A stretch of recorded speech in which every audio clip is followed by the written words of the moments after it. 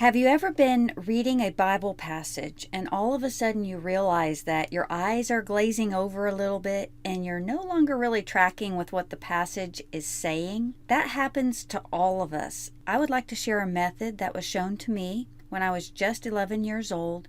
It uses 4 colored pencils: red, green, blue, and yellow.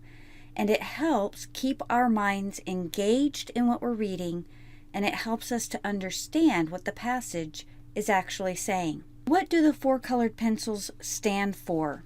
Well, the red pencil stands for stop, don't do this, or it's an example to avoid. Let's say that I'm reading about Jacob lying to his father, and when I get to the part when he says, "I am Esau, your firstborn," well, that's a lie.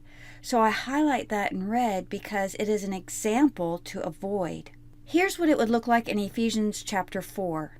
Paul clearly says, "No longer walk as the Gentiles do in the futility of their minds." So I highlight that in red because very clearly it says, don't do this. If red is stop, then green is go, do this, or follow this example. Let's say that I'm reading about Daniel. It's against the law for him to pray, but he continues to go into his chambers and pray to God 3 times a day. I would highlight that in green because that's an example to follow.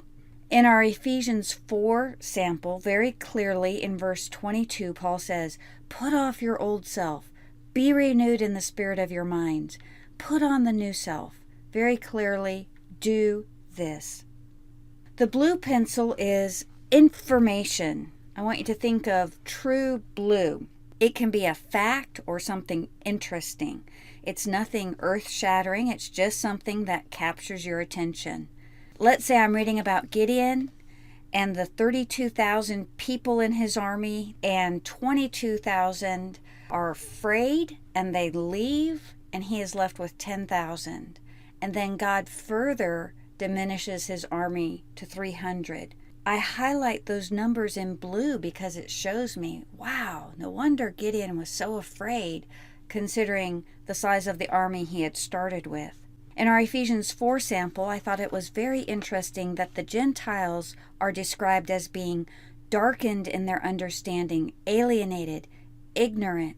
They have hardness of heart. They've become callous. All of those descriptors, very interesting. I highlighted them in blue. The yellow pencil stands for the glorious promises. These promises are from God. In our Ephesians 4 passage, I've highlighted down in verse 30 that we are sealed for the day of redemption. Here's a few things to keep in mind. Number 1, this is a personal reflection. We are not looking for a right answer that we're trying to give. There's nobody that's looking over our shoulder to see how we're coloring the verses. This is just our personal interaction with the text. Second, don't try to color every verse. Again, if only one verse stands out to you, just color that one verse. You may not even find all 4 colors in a passage. Use this for you to engage with the passage. And then finally, I would say start with the epistles. Certainly this method will work anywhere in Scripture, but it is especially easy in the epistles. Here are a couple very practical tips. If you want to mark directly in your Bible, I have found that the Prismacolor soft core pencils work the best. Some people don't like marking in their Bibles, and I would recommend if you set up a free account at BibleGateway.com, and when you see the box come up, you'll notice that they have those same exact 4 colors. Hopefully these 4 colors, red, green, blue, and yellow, will keep your mind engaged, help you understand what you are reading, and bring everything back into focus.